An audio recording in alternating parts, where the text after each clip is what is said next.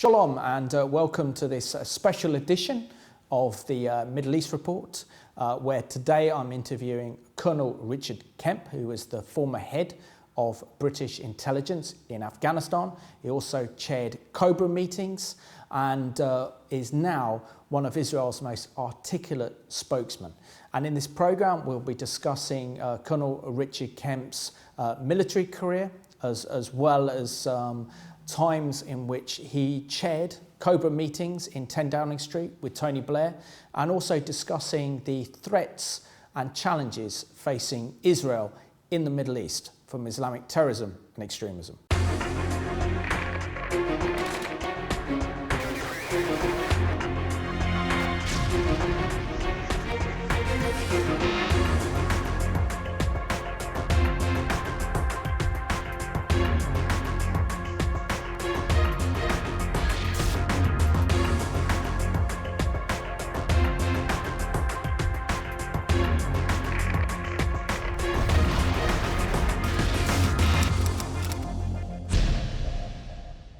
It's an absolute pleasure to have Col Richard Kemp, former head of British military intelligence in Afghanistan and now an eloquent spokesman on behalf of the State of Israel. Richard, welcome to the Middle East Report. Thank you. Great pleasure to be with you again, Simon. Pleasure.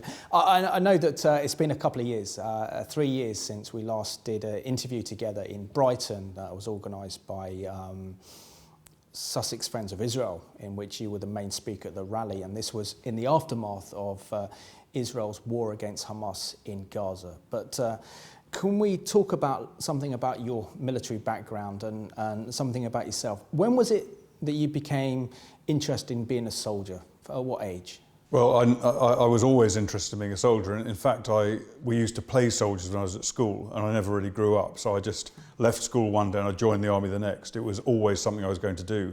I never changed my mind, and I stayed in the army then for the following 30 years. Didn't regret a moment of it, and had a fantastic time, including serving in pretty much every major conflict that the British armies fought in during the time I was there.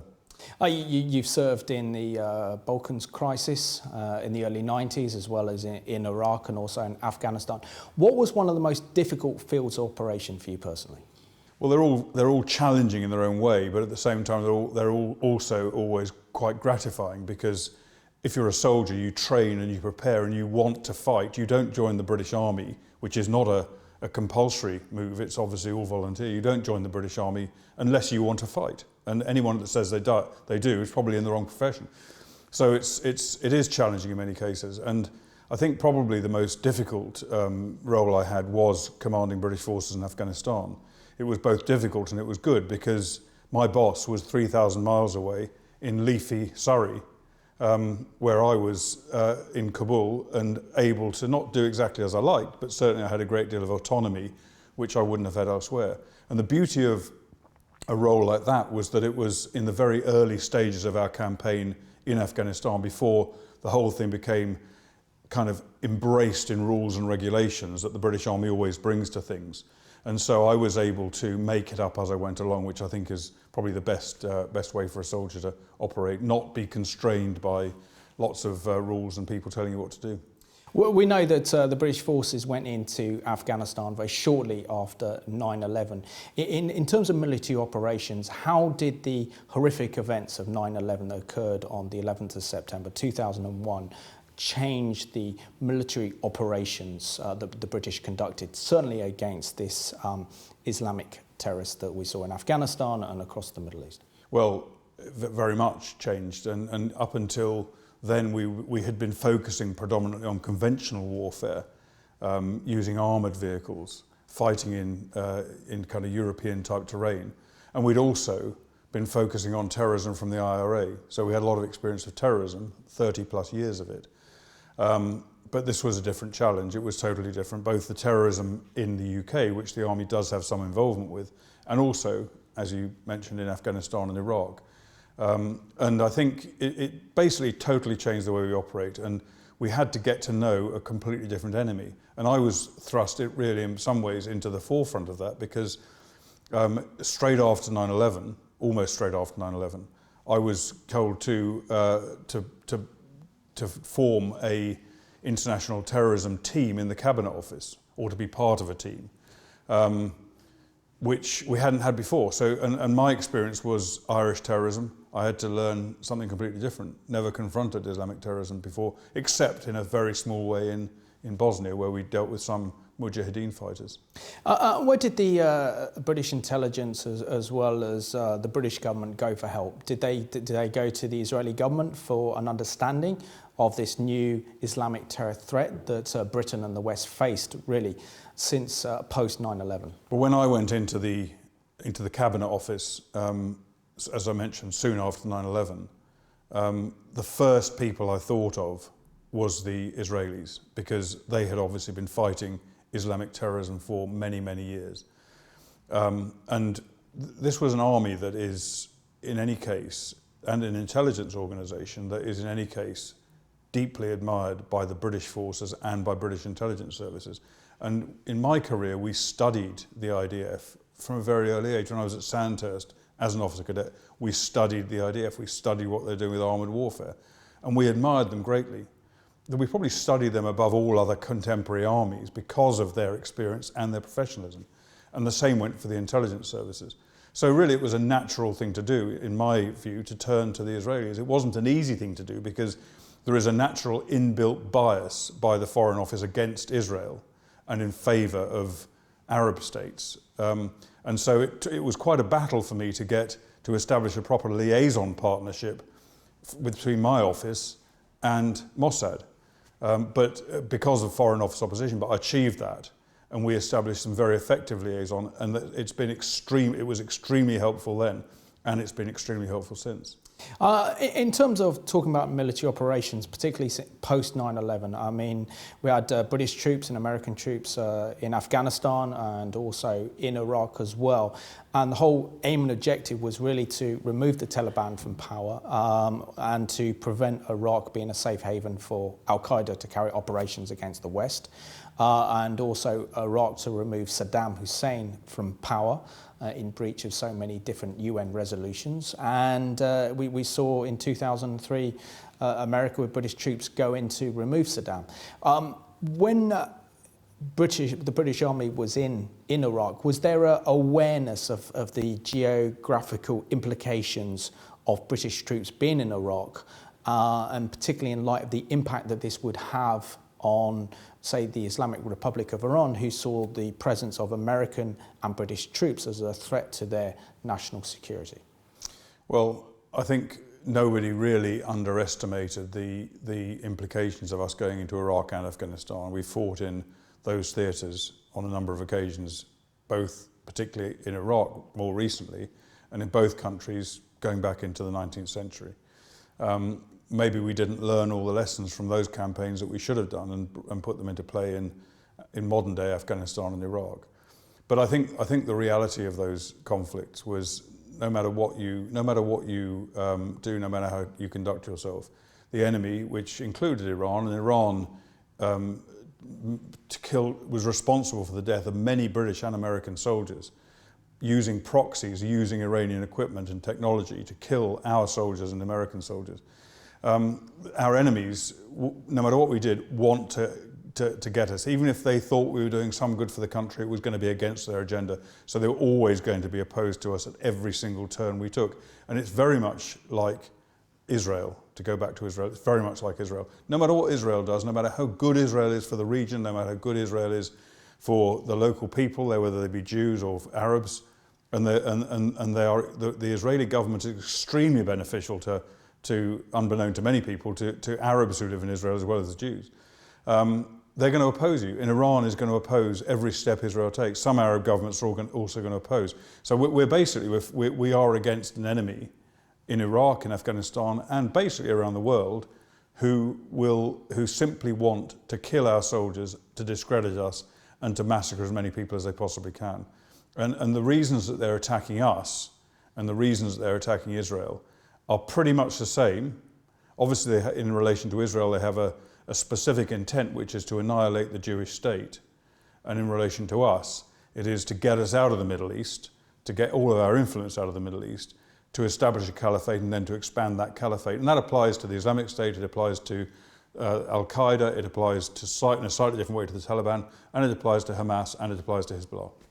Well, when it comes down to the British Foreign Office, who we know historically has always been opposed to the presence of a Jewish state in the Middle East, how much do you think that there is a realisation now in Whitehall that the enemies of Israel are also our enemies, and that the best way that we can preserve freedom and liberty in the Middle East is by supporting the one true democratic nation of Israel in her struggle against Islamic extremism and also state-sponsored terrorism such as Iran and other states in the Middle East? Well, I think that message falls on deaf ears throughout much of the Foreign Office. I'm not saying the whole of the Foreign Office, but a significant element of the Foreign Office, what we call the Camel Corps, because they historically and traditionally have sided with the Arab states against Israel. But if you look at the Prime Minister, I believe our current Prime Minister, Theresa May, and I hope she'll be our next Prime Minister as well, I believe she is very positive and very pro-Israel and supports Israel, understands the situation. The same is true of many people in the Ministry of Defence. The same is true also of people in our intelligence services. So we've got across government, there's I think, a pretty united perspective which recognises the benefits Israel has for us and the fact that we're fighting a common enemy. But the key area of difference is the Foreign Office. And of course, that's the problem area, because the Foreign Office is what really controls our approach and our attitude to Israel in almost every respect. You were very much one of the chairmen of COBRA, and you also chaired some of the COBRA meetings, particularly when Tony Blair was Prime Minister, on some of the key events that we saw, including lots of kidnappings of British personnel, including British soldiers and others in Iraq, and other terrorist attacks, certainly 7/7 in July of 2005.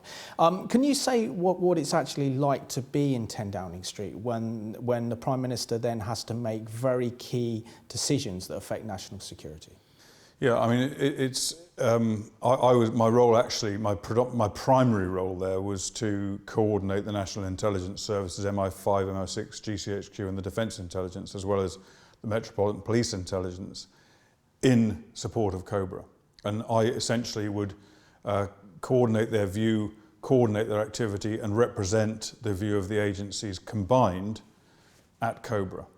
And it was something of a privilege in a way to be present, because COBRA at its top level is essentially the British Cabinet, chaired by the Prime Minister, with the key cabinet ministers around the table.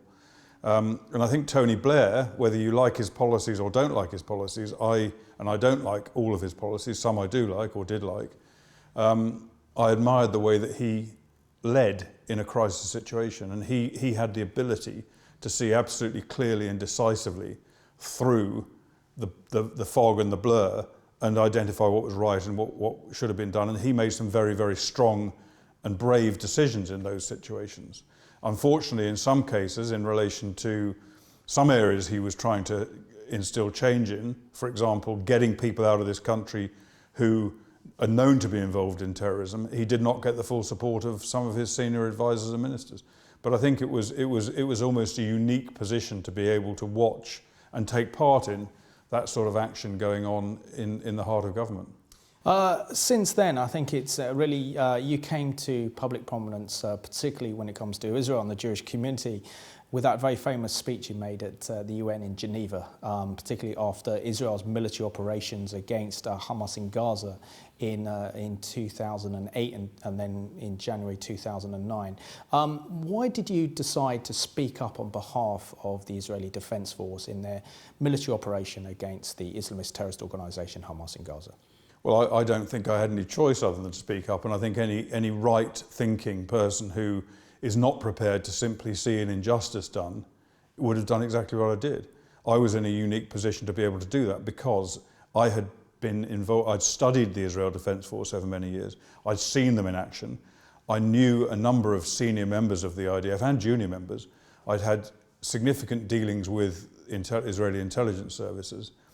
So I had the knowledge and with 30 years military experience, including the kind of combat they were fighting, I had the objective view that I could put and that I could introduce into a very confused situation. Plus, I had a media platform because I was already commenting on the BBC and Sky and other stations to do with Afghanistan and Iraq. So I was in a way, a unique position to do so. And knowing what I knew, I couldn't hold back. And if I'd seen British soldiers or American soldiers, who are also our very close allies, called war criminals by people on the media, in government, in the United Nations, in the EU, who absolutely had no proper knowledge of it and were simply using it to hit Israel over the head and to demonize the Jewish state, I couldn't sit back and watch. I didn't sit back and watch, and I wouldn't sit back and watch. Israel is a very close friend and ally of the United Kingdom, and in my time that we spoke about a moment ago in the Cabinet Office, I'll give you one example of my interactions with the Israeli government, and that was, I was sent out to Afghanistan in 2003 while I was working in the Cabinet Office, and I asked the head of the Mossad, who I was dealing with on a regular basis in London, if he could get me some expertise from the embassy on how to deal with suicide bomb attacks, because I hadn't dealt with suicide bomb attacks up to that point. And he did one better. He didn't just get the defense attaché from the embassy. He sent to Israel and got a brigadier general who was commanding a division on the Golan Heights, who was deemed to be Israel's #1 expert on countering suicide bomb attacks. He brought him to London. He and I sat in a hotel room in West London with him talking and me writing down for about 3 hours, and I turned that into the British Army's policy for dealing with suicide bomb attacks, and that has saved many, many British soldiers' lives and our allies, American and other NATO allies. Now, the Israelis didn't need to do that. They did not need to do that. They could have given me any person who knew a bit about it, but they sent their best. And that's just one example of many examples I could give you of close cooperation that I enjoyed and that Britain and Israel enjoy to this day. And British military lives and civilian lives have been saved by Israeli assistance, by Israeli technology, by Israeli intelligence. And I include in that undoubtedly some of the victims of the Manchester bombing, who I'm certain will have their lives saved, those who weren't killed, who were seriously injured, or have their lives repaired as a result of Israeli medical technology. Richard, that's absolutely incredible, but why don't we hear about that? Why don't we hear enough of that from the British government to talk about the incredible efforts that the Israeli military defence establishment have contributed to Britain's fight against Islamic extremism and terrorism and military operations in Iraq and Afghanistan? Well, I was quite gratified to hear when David Cameron addressed the Knesset in what was one of, I think, the best speeches made to the Knesset by a foreign leader in many years. And he did mention it, but he mentioned it very, very small way and in passing. And the reality is that our leaders and our politicians are controlled by the Foreign Office to some extent when they're talking about Israel or other foreign affairs. And it comes back to the Foreign Office anti-Israel bias. They don't want it to be known. They would rather it was kept under wraps. They'd rather it was kept secret. But I can tell you now, I've spoken to British soldiers who are in a very, very bad way in a hospital bed after having had their legs blown off, and they're still alive, albeit in a terribly bad way, because of Israeli battlefield medical technology, and they know it. They're not told it officially, but they know it because these things get known within the British Army. And they know it and are grateful for it, and their families are grateful for it, and the country should be grateful for it. And it's also little known that very soon after the Manchester bombing, I mean, I mentioned the medical technology that would have been used. Also, I'm no doubt at all that Israel would have swung a significant intelligence effort behind trying to identify what had gone on there to help our intelligence services. But also, they sent within a day or so, they sent a psychiatric team to Manchester and set up a base where they could train British psychologists and psychiatrists in treating this kind of trauma. Without being asked, they just did it. And that's the sort of thing, you name any disaster in the world, you'll find Israel among the first responders to that disaster. And often, some of these broadcasters, some of the politicians, some people in the media try and sweep that under the rug for the same reasons as I mentioned before. Yeah, talking about the hideous terrorist attack that occurred on the 22nd of May, in which 22 people were murdered at the hands of the Islamic State. In terms of what can be done to prevent further terrorist attacks, do you think that the government is taking this seriously enough in terms of, because it seems to be the big area is the issue of incitement and the radicalisation that takes place online, and the way that these terrorists are then kind of young British impressionable Muslims are then radicalised online by these imams and others. I mean, it's very difficult, isn't it, to actually now deal and confront with these threats unless we deal and put restrictions on some of these internet companies like Google and social media sites like Facebook, YouTube and Twitter to actually start monitoring this content. I mean, you can even find, for example, online an ISIS video about how to build a bomb. This is probably the most difficult problem that the government faces. And it's a generation, it's more than a generation, it's a multi-generational problem. And the way they deal with it will determine the future of this country, in my opinion. And I don't think the government has properly got a grip of it. And the reason they haven't got a grip of it is not because they don't recognise the problem, but they simply don't know what to do with it. It's easier in a way to continue as we have continued rather than change tack and go for a policy which would be more effective against these people. And I could tell you, I could go into great detail about different aspects that you've asked me over, but I'll just talk about one issue. And that is how we deal with people in this country who are known to be involved in extremism or terrorism or radicalisation or some form of support to terrorism. And there are, among those people, some of them we can bring to court, we can prosecute, we can try because we've got adequate evidence for the court. Many, many others we can't. And if you look at virtually every single case in the UK and in Europe, virtually every single terrorist that's been involved has been known to our intelligence services, but is deemed to be not high enough a threat to merit being monitored full time. So they eventually get through and carry out an attack. And there's many more of those. And when you consider, depending on which estimate you believe, we've either got 23,000 jihadists in this country we're worried about, or 3,000. It's probably somewhere in between. It may be more than 23,000. But how can we possibly look after all of those, monitor all of those and keep an eye on them? We can't. So what we have to do is make our intelligence services job easier by getting rid of them. And those people who are British citizens who are involved in terrorism, but we can't bring to court because our knowledge of it is based on secret intelligence, which will not stand up in court or which would be too difficult for security to bring to court, we get rid of them, we expel them, we send them back to where they came from.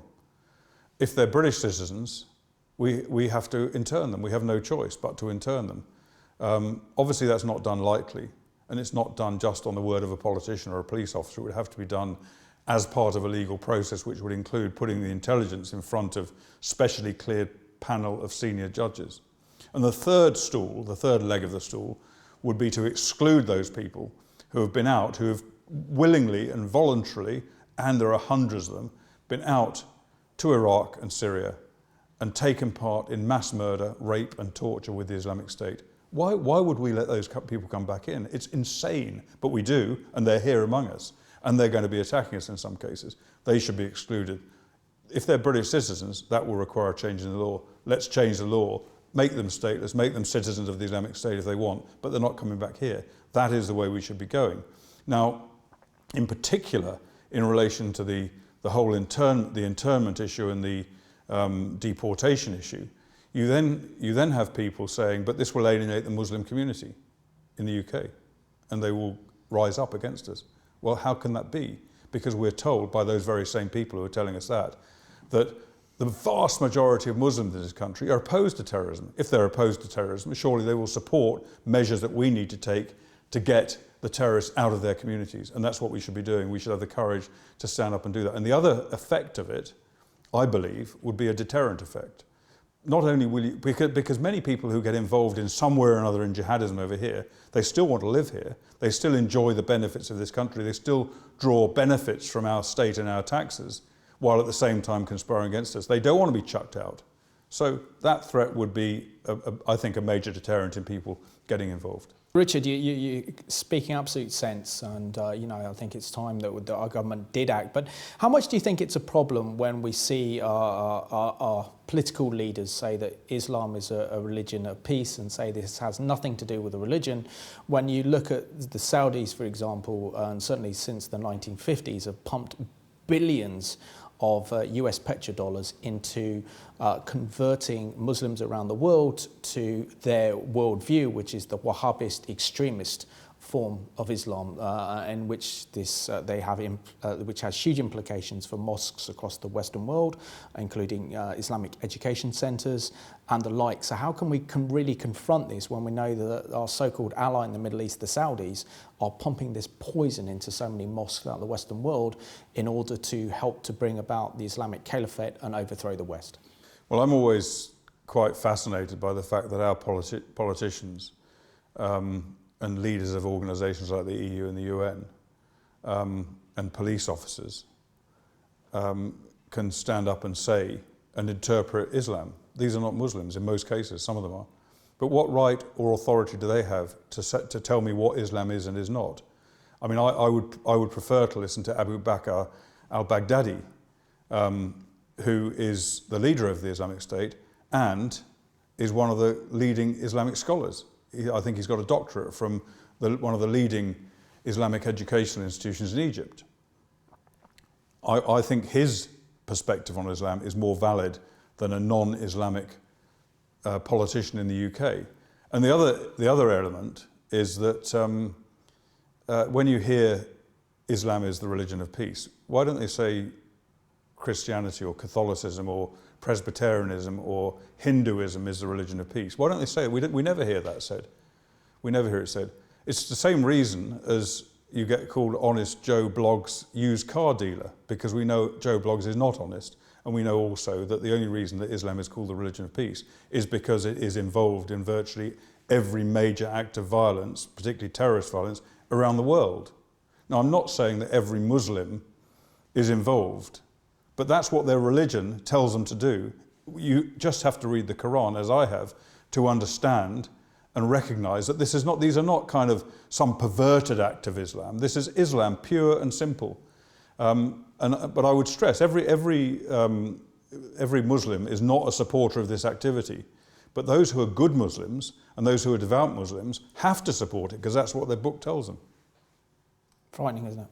I have to ask you, Richard, there seems to be a very strong correlation between the rise of Islamic extremism across Europe and the rise of anti-Semitism and Jew hatred.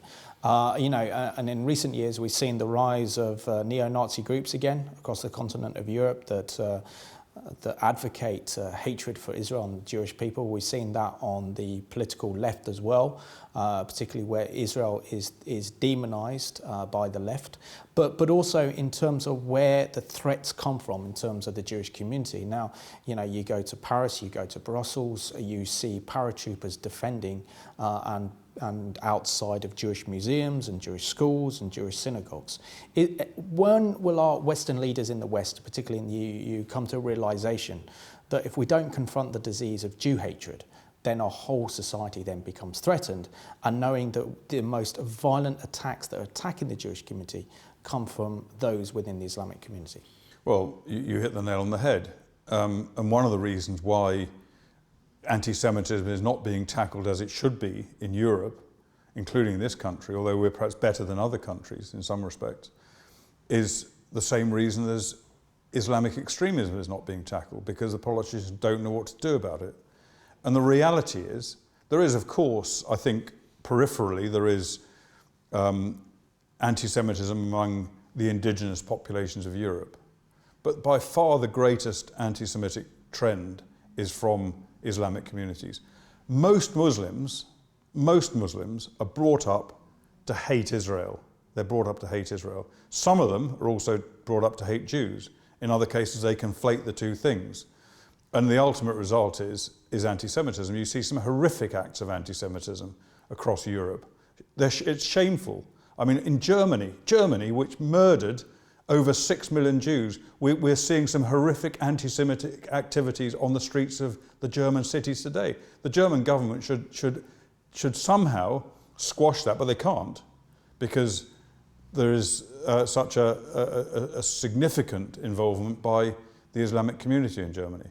It is a disgrace, and it's something that we cannot afford to allow to go on. And part of the problem, I think, is, in addition to the Islamic community, is the anti-Israel attitude of many Westerners as well in Europe, driven a lot by media, and also driven a lot by a slur campaign by Arab countries and by other Muslim countries against the State of Israel. And nowadays, it's no longer, in the 21st century, it's no longer fashionable to be anti-Semitic, because it's kind of equated to racism. It is certainly fashionable to be anti-Israel.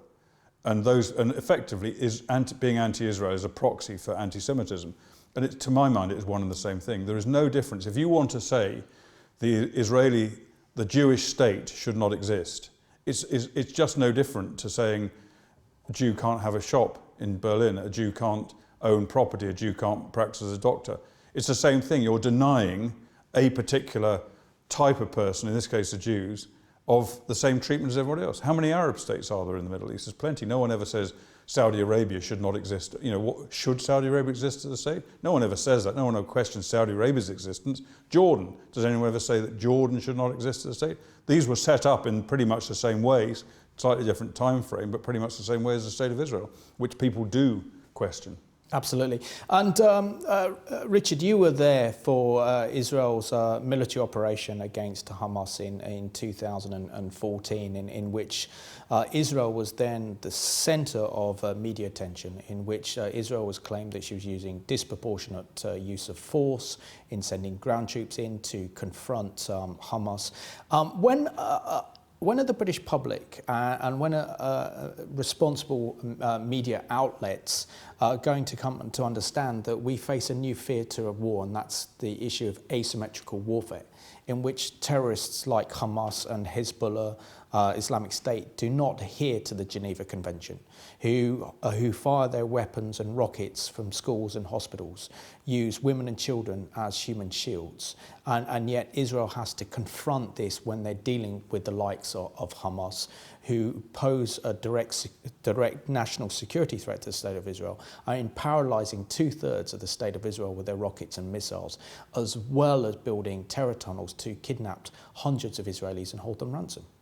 Well, I would say absolutely categorically that there are some people that say Israel was very heavy-handed, and unfortunately there's too many prominent people saying that in that conflict. I was out there, as you mentioned, at the time, throughout the conflict, and I watched what was going on, spoke to the people involved, observed actions.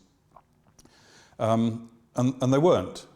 Simple as that, they were not heavy-handed. They dealt with it as carefully as they could deal with it, and the measures they took to minimise civilian casualties were far in excess of the measures taken by any other army. And in fact, I was present as a member of a delegation of about 15 retired military officers from around the world, generals from around the world, who went and looked at that campaign afterwards, and they came back. Their greatest concern when they came back was that their own armies, and I'm talking about Germany, Italy, France, US, Holland, Australia, other armies in the West, their own armies would not be able to achieve the standards that Israel had achieved in preserving the lives of civilians on the battlefield. The people that are responsible for every single casualty, whether it's a fighter, whether it's an Israeli, whether it's an Israeli soldier, whether it's an innocent civilian on the Palestinian side, is Hamas and the Palestinian Islamic Jihad. They provoked that war, they started it. What country could possibly accept thousands of missiles being fired into its people and do nothing? When that happened to us in 1943, when the Germans fired rockets into Britain, we hammered everything that could possibly be a rocket site. And the Israelis did not go that far, but they did what they needed to do. And you're right when you talk about asymmetric warfare, and in this particular case I want to focus on just one issue, which is human shields. They're not actually human shields. They don't use human shields. What they do is that they use human sacrifices, because they don't want, their primary goal is not to shield their fighters or shield their weaponry using civilians in the hope that Israel won't fire back because there are civilians there. That's fine, that would work for them, but they don't need to because they've got plenty of fighters and plenty of weapons. They want Israel to fire back. They want Israel to kill their own civilians. There's never really in history been a people that have wanted their enemies to kill their own civilian population. That is the problem that Israel faces. And I would thoroughly commend the actions Israel took in doing their best to attack and destroy Hamas, while at the same time minimising the death of the people that Hamas wanted them to kill. I mean, thanks to Israeli technology, we have the Iron Dome, which protected so many Israeli civilians from Hamas's rockets and missiles. If Israel didn't have those missiles to actually protect the incoming rockets from Gaza, what do you think the consequences would have been for Israel during that war? Well, I think that the most stark consequence of that would be, and this is something that people will not admit to, although it's quite obvious, is that if Israel had received those incoming rockets without being able to defend very effectively against them, and they couldn't defend against every rocket. I was in Ashkelon within literally minutes after a rocket landed on a house and destroyed a house.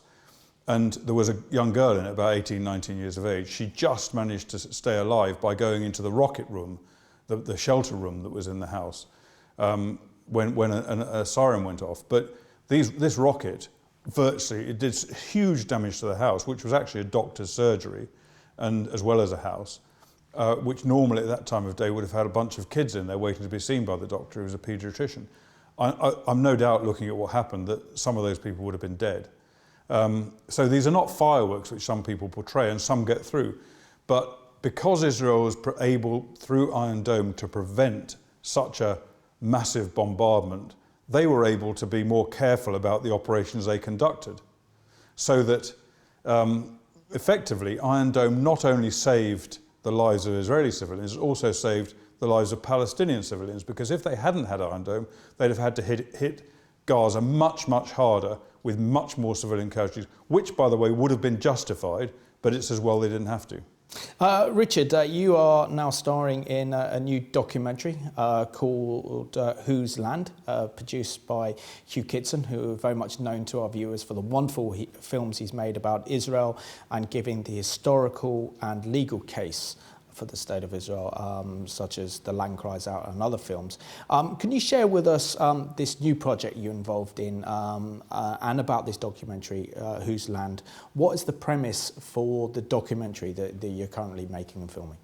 Well, I wouldn't say I'm starring in it, I'm certainly presenting it, but I would say the star of the show is Hugh Kitson, whose brainchild it was, who wrote it, who's directing it, and who, in my opinion, is doing a fantastic job and is producing something that's going to be of actually very, very great significance to the cause of both the State of Israel and the cause of truth in the world. Because what this documentary does is to explain in very, very great detail, using many, many legal experts, international law experts and historians, explain the reality of, as the title suggests, whose land it is. Of course, we know that the Palestinians and the Palestinian leadership want the whole lot. They want the West Bank, Gaza and Israel proper. They want everything for themselves. This film shows why all of that land actually belongs to the State of Israel. Not just what I described as Israel proper, but the whole of the territory historically and legally belongs to the State of Israel. And this film sets that out in a way that you can't dispute it. It goes back to a number of historical events which make it absolutely clear where the reality lies.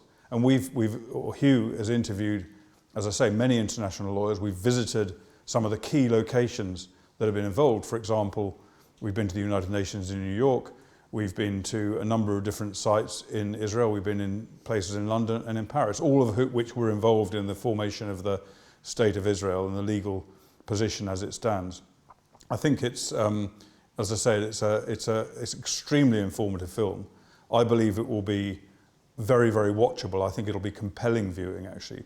And I would strongly urge all of your viewers not just to watch it, but to get your friends to watch it as well, because it's going to be an eye-opener as well for many people. It will reveal things that most people do not know. In the course of filming this documentary, is there anything new that you learned personally?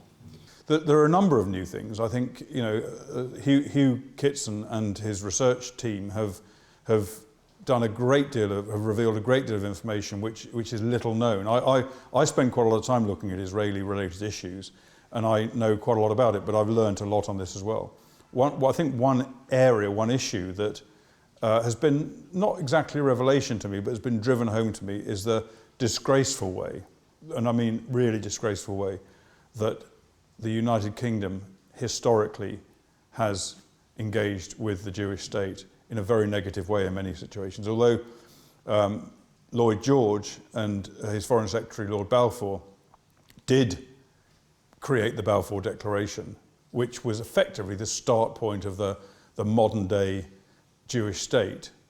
Since that declaration, Britain has played a very devious role in the whole performance, and that includes reneging on the Balfour Declaration, preventing a large number of Jewish people from entering Israel during the Second World War, when tens of thousands, possibly hundreds of thousands of lives might have been saved, and then refusing to allow access into Israel after the war, refusing to support the UN resolution which led to the creation of the State of Israel, and refusing until much later on to recognise the State of Israel. And that same attitude, which I mentioned right at the beginning of this interview, persists in certain quarters, particularly in the Foreign Office today. So I think that that's a very, very bad situation. And not only was at the time of the creation of the State of Israel, not only was Britain refusing to go along with the UN resolution, it was also refusing to provide or allow arms to be given to Israelis who were defending themselves against 5 Arab states which invaded. And it was also taking part, particularly in relation to Jordan, in that invasion. We had the leader of that invasion of the Arab Legion was a serving British general, General Sir John Glubb.